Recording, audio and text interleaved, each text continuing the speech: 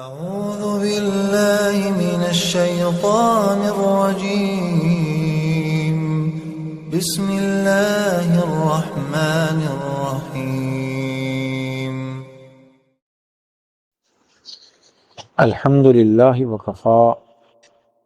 السلام علی عبادہ الذین اصطفیٰ اما بعد۔ امام احمد بن حنبل اور امام ابو داود رحمہم اللہ نے عبادہ ابن صامت رضی اللہ تعالی عنہ سے اللہ کے رسول صلی اللہ تعالی علیہ وسلم کے ارشاد نقل کیا ہے: خمس صلوات افترضہن اللہ تعالی من احسن وضوءہن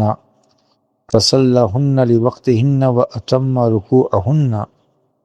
وخشوعہن کان لہ علی اللہ عہد ان یغفر لہ ومن لم یفعل فلیس لہ علی اللہ عہد ان شاء غفر لہ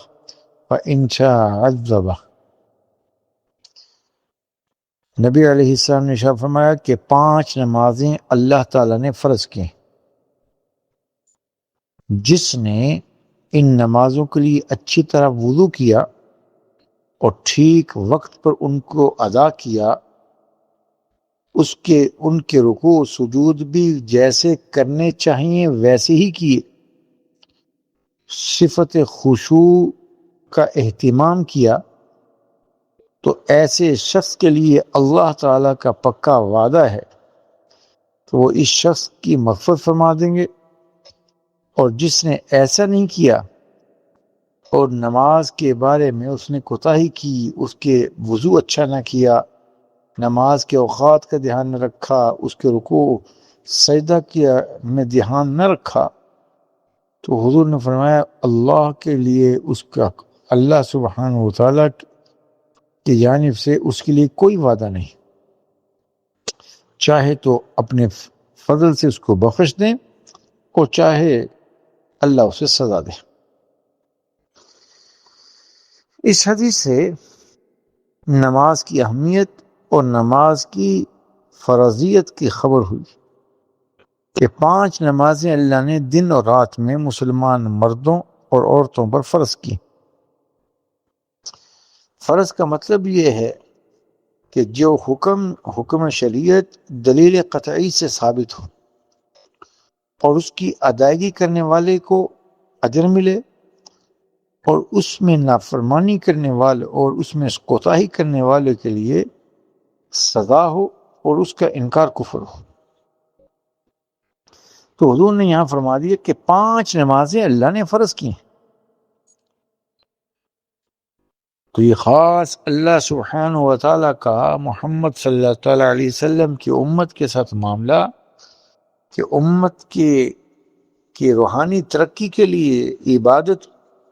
لازمی ہے، اور عبادت میں اعلیٰ ترین عبادت نماز ہے۔ تو لہذا جو آدمی نماز کو فرض سمجھے اور پھر اس فریضہ کی ادائیگی کے لیے وضو میں کمال لائے، نمازوں کے اوقات کا دھیان رکھتے ہوئے اس چیز کا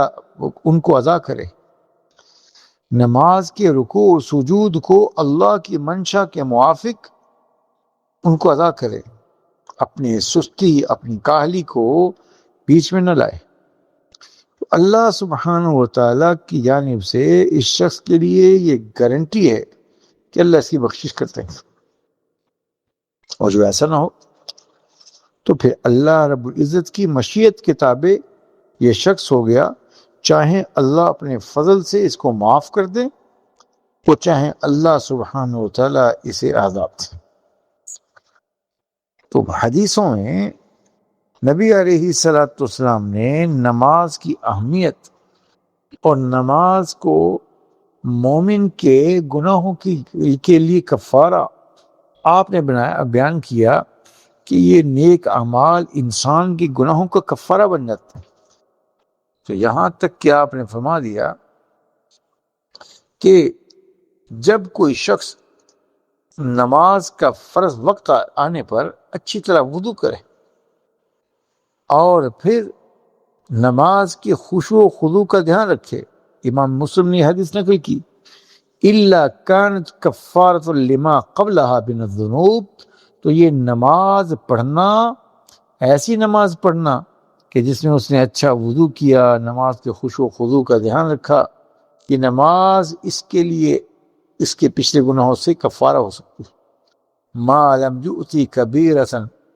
بشرط جب تک کہ وہ کسی کبیرہ گناہ کا مرتکب نہ ہو جائے۔ اور حضور نے فرمایا وَذَلِكَ الدَّهْرُ كُلُّهُ، اور نماز کی یہ برکت اس کو ہمیشہ حاصل ہوتی رہے گی۔ تو نماز کی تاثیر گناہوں سے معافی، نماز کی تاثیر اللہ کے سامنے اللہ کے ساتھ تعلق مع اللہ، اور پچھلے گناہوں کو دھو ڈالنا، تو یہ سب کا سب اس شرط کے ساتھ مشروط ہے کہ یہ آدمی گناہ کبیرہ سے محفوظ رہے۔ جو آدمی کبیرہ گناہوں سے محفوظ رہے اور اس کی زندگی کبھی بھی گناہ میں ملوث نہ ہوئی ہو، تو اللہ سبحانہ و تعالی نیک اعمال کی برکت سے اس کی کمیوں کوتاہیوں کو معاف فرما دیتے ہیں۔ اللہ ہم سب سے راضی ہو، دین سیکھ کر عمل کرنے کی توفیق عنایت فرمائے۔ السلام علیکم ورحمۃ اللہ وبرکاتہ۔